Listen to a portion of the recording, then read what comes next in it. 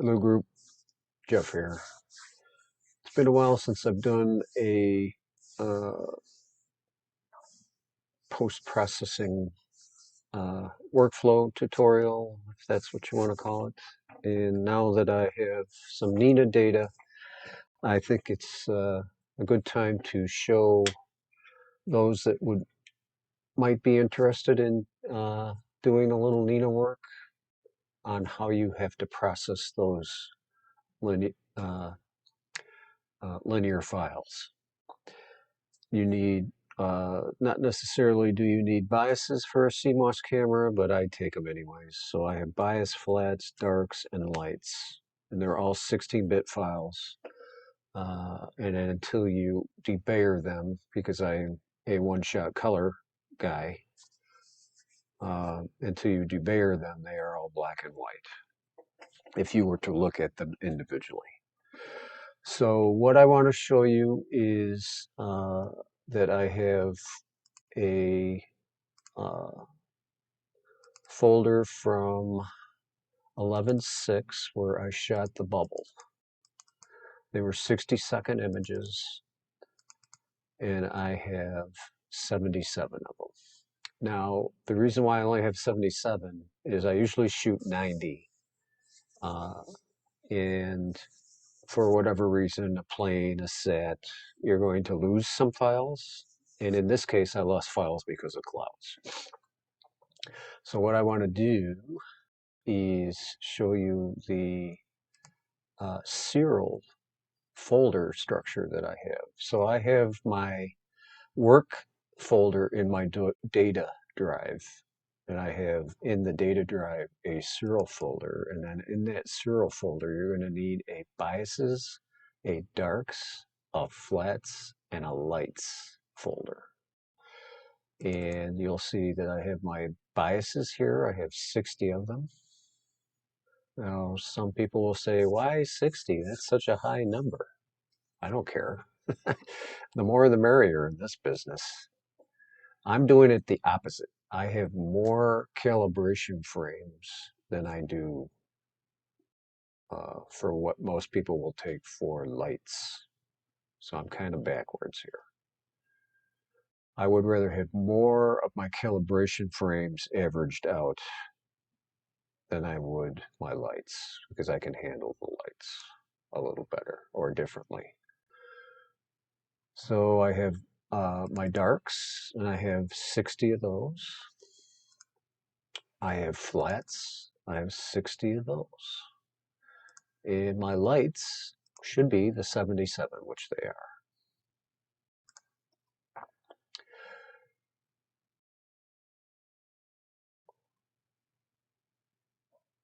So now what I want to do is turn off my face so you don't have to see me hiding things. And I will open up Siril.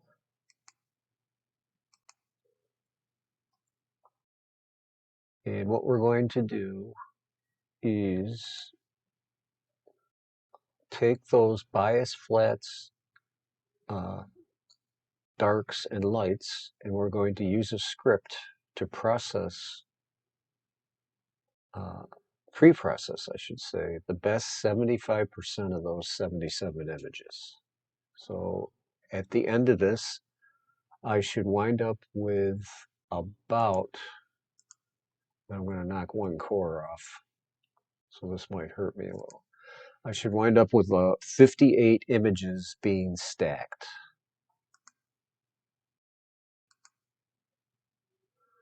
So this is the console. This will tell you what it's doing. So these are the pre-processing scripts, and right now it is stacking.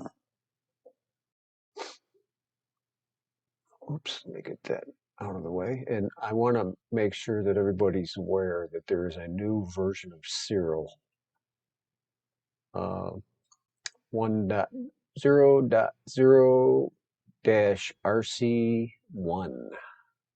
So this is the first release candidate for version 1 of Siril. There are some new tools in here. which we will not talk about in today's video.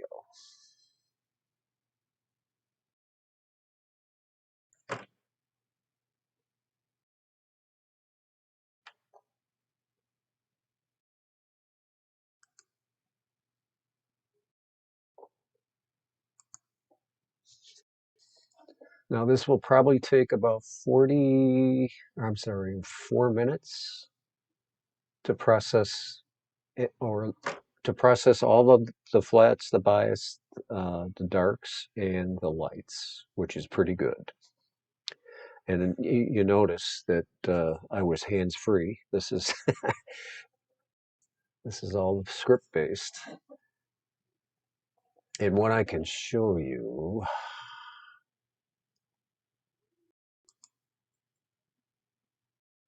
is that if we go into my C folder, programs, files, Siril, there's the script that I'm running right here. And this is just Notepad. The script tells you that Siril needs a bias folder, a flats folder, a darks folder, and a lights folder. It needs to be spelled correctly. You can have capitals for each folder, doesn't matter, but it needs to be spelled correctly. So the first thing the script does is it processes the flats, then it stacks them, then it converts the flat frames to fit files, and the flow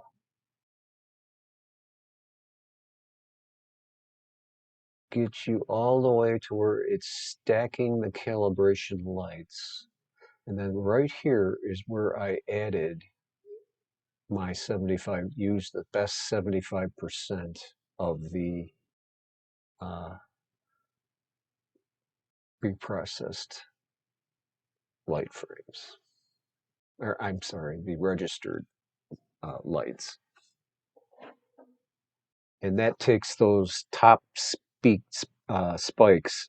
If you ever looked at a plot, we will see if we can do that once this finishes. This plot of the registration will show you your bad files, and they're generally the highest peaks. And taking the best 75% will remove those high peaks.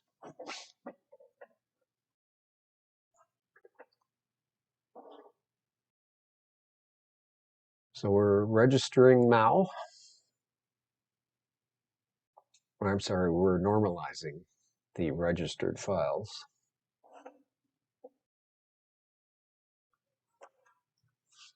And you can see here's my filter for the best 75 right here. So after this is done, it will then go into the stack, I believe. Yep.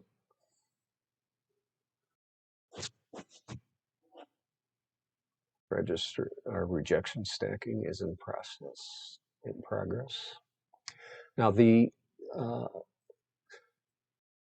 reason why I like to take the best 75% or delete 25% of my data is that I have so many planes, satellites, and depending on where I'm shooting, I can really pick up some sky glow, and this helps to remove that.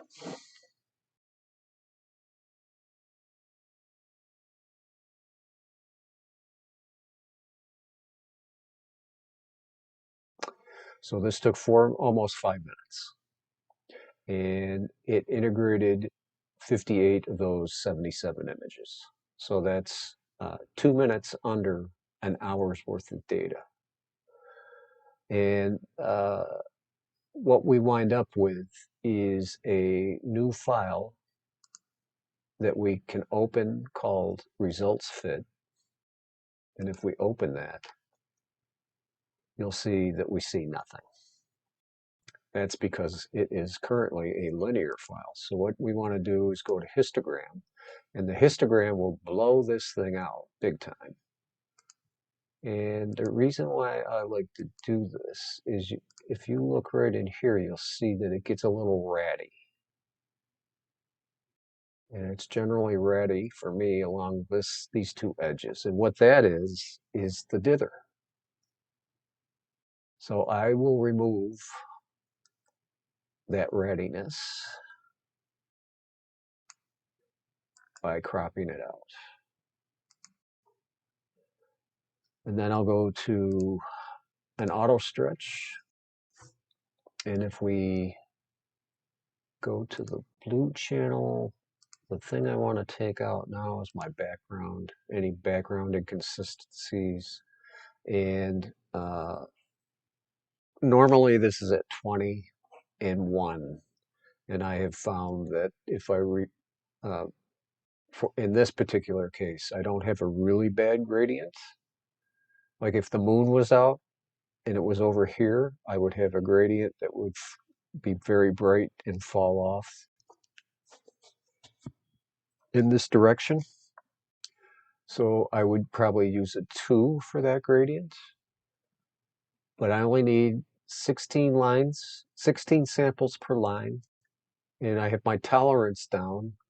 And by lowering the tolerance for 1, it will better figure out where not to put a graph. So what we'll do is hit that.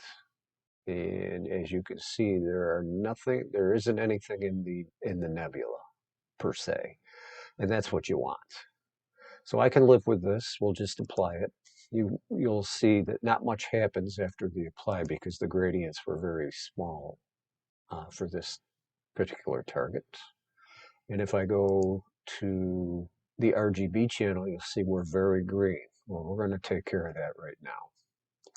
So I want to do a color calibration, and I want to do a photometric color calibration. And I've already entered the bubble data. So we're going to grab the Sinbad bubble. This is my focal distance, my pixel size. We want to flip the image if we need to. And we're going to say OK. And what you will see happen here is that it should find some stars.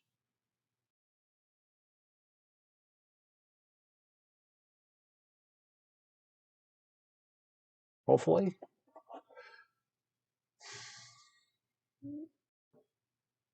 Okay, it's found 1,100 stars. And it's going to add color data to 500. Oh, you know what? I should have been on a color channel. But that's okay. It seemed to have worked. So we're still on auto stretch. This looks pretty good, but what I want to do is make sure that all the green is removed. So I'm going to apply that, and you'll see it darkened it up a little bit. Got rid of the green, cast. And now I want to go to the Ansem Transformation. And what this will do is when you're in linear mode, you'll see we see just a few stars, very few stars. And that's because I don't have a lot of data. I only have an hour's worth. But there is data here that we can pull out. And depending on how you pull it out, will determine how much noise you end up with for the amount of data that I have. If you're overly aggressive with the stretch, you're going to get a lot more noise than if you weren't quite as aggressive. So what we're going to do is I like to do it in little chunks, but we could go and just drag that all the way over. You could see that's not doing us much good. So I'll start with 96. And you can see we got a few more stars. We'll apply that. We'll do another 96. I'll tab that. And what I have to do is start lowering the black point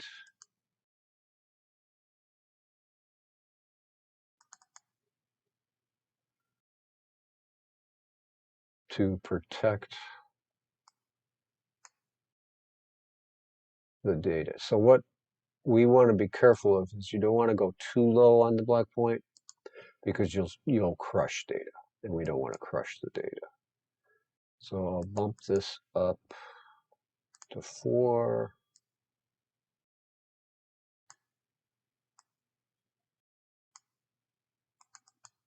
Or 48. That looks good. We'll do one more.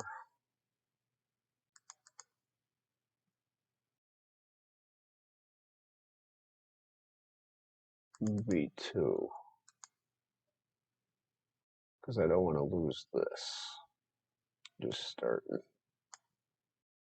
Whoops. Damn. We'll undo that. This is undo redo, by the way.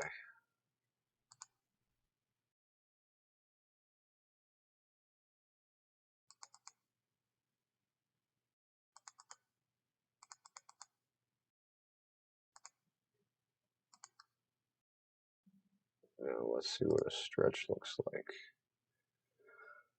So what you will find is that if you get too aggressive with your stretching, that these lines become very jaggy, and that's noise.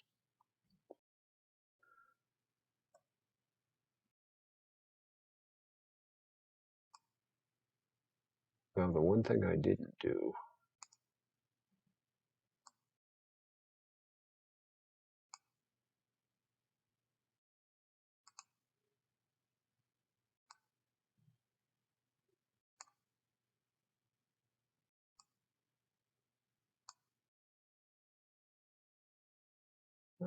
maybe one more. You can see how the histogram is starting to stretch out.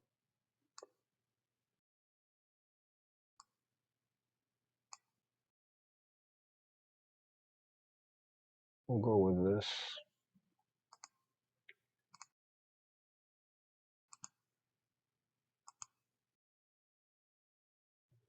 Now this I should have done before, but this will work now. And by dropping the background factor, this helps to keep the saturation from getting into too much of the background. We just want to saturate this, so we'll apply that. So I'm happy with this image. Now I want to save it as a TIFF. And because I'm going into Photoshop, it's going to be a 16-bit TIFF. If you were going to GIMP, you could keep it as 32-bit. We'll call this stretch group test. 11, 21, 21. And that is now saved. I can open up Photoshop.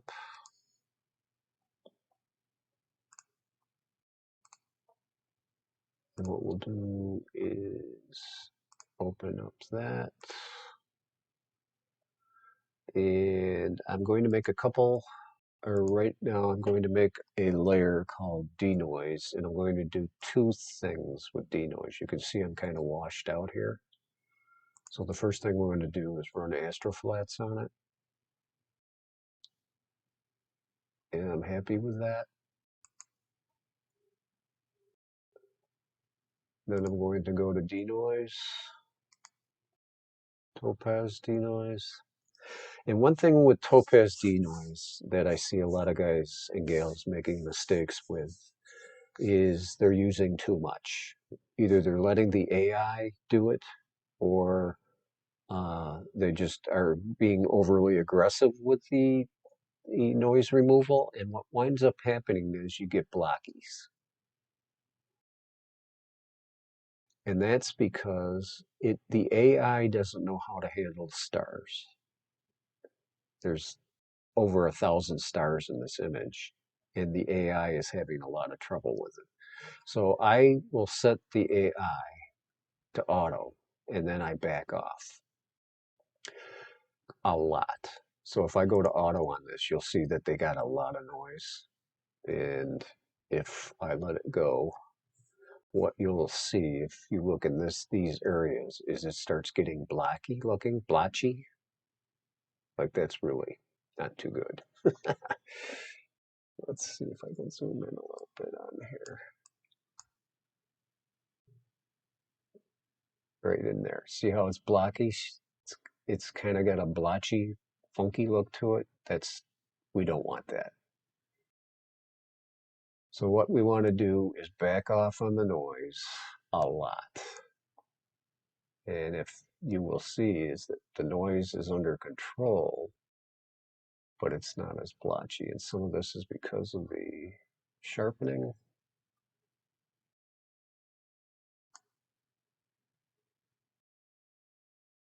That's not too bad.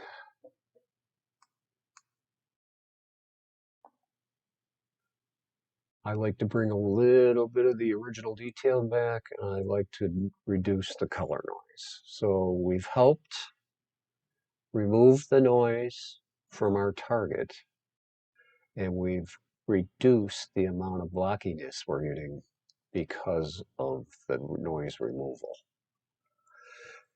The reason why I will keep the noise, one of the reasons I like to keep the noise removal down in Topaz is that I remove the stars in Photoshop. And then once I have the stars removed, I have the background. And then I can start applying noise reduction and I won't get the blockies. So we'll show you how that goes. So I'm happy with this. I'll say apply.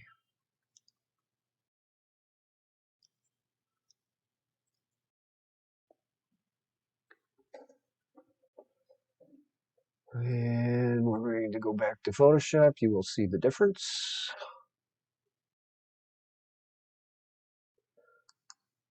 Before, after, before, after. So now I want to make a couple layers. And the reason for that is I'm going to remove the stars from the background. And I do that with a filter from RC Astro. I have 3 of his: Gradient Exterminator, Star Shrink, which I will show you at the end, and Star Exterminator. Star Exterminator is very similar to StarNet++.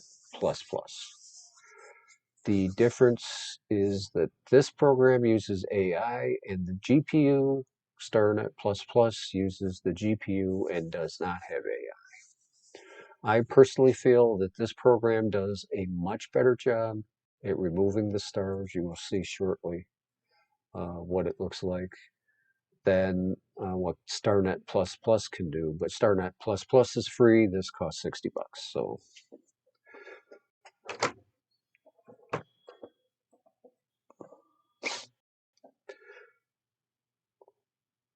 this does take a while. This is a rather large image.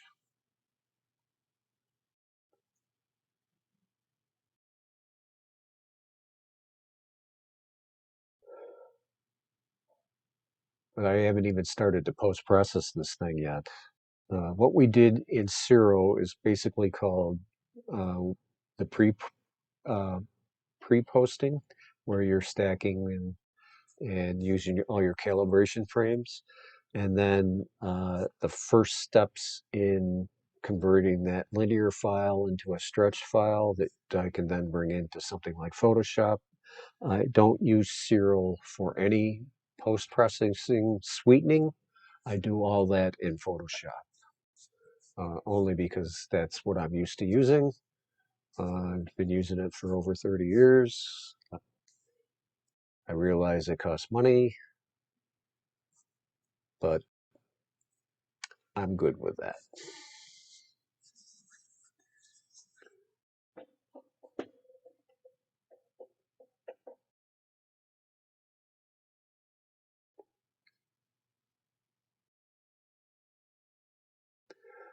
I really love the fact that I have my star colors back.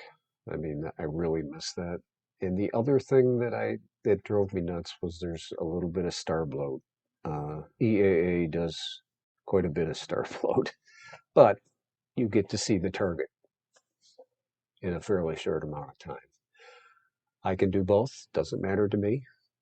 When I want to look at the pretty pictures, I'll do I'll do all my Nina work with the DS24. And when I want to do work like this, I'll use the same camera, but I'll use Nina instead of. So what we have here is a starless background. You can see that little blue spot from that bright star. We'll fix that in a moment. What I want to do now is create another layer. We'll call this starless. Then I want to go to this layer and make it subtract from the layer below, and we'll merge it down. Oops, can't. This is called stars. There's my stars. Do a linear dodge on them, then turn them off. So I am going to take my healing brush and I'm going to just do that. Click on it and boom, gone. That big badass blue spot is gone. This is cool. I can work with this. So now what I want to do is create a layer of the starless background, and we'll call this camera raw. We'll go into camera raw.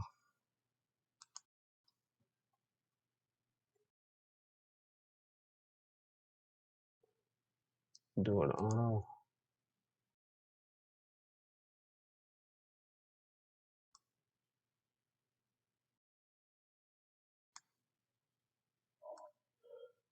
Start tweaking my numbers.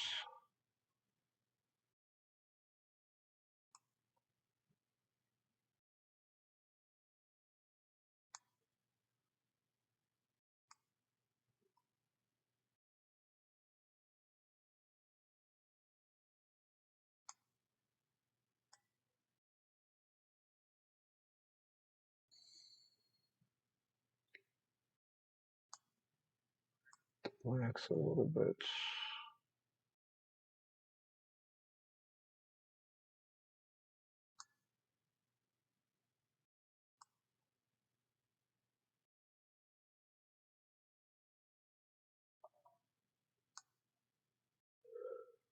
Okay, a little more texture.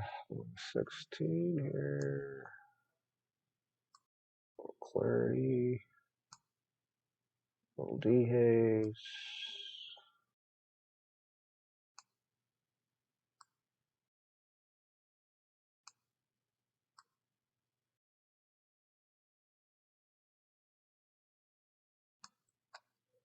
I like a little contrast to my images, so now I'm going to bring back some detail. So I'll up the sharpening, and then that is for my noise reduction that I was telling you about. I like Photoshop's Camera Raw tool. Now that I don't have stars, in fact, it does the same thing without stars, but you can see I don't have the blockies. And I've removed all the noise that I care to remove. There's the before, and there's the after. Before, after, before, after. And if we put our stars back in, now there's a couple ways you can lower the intensity.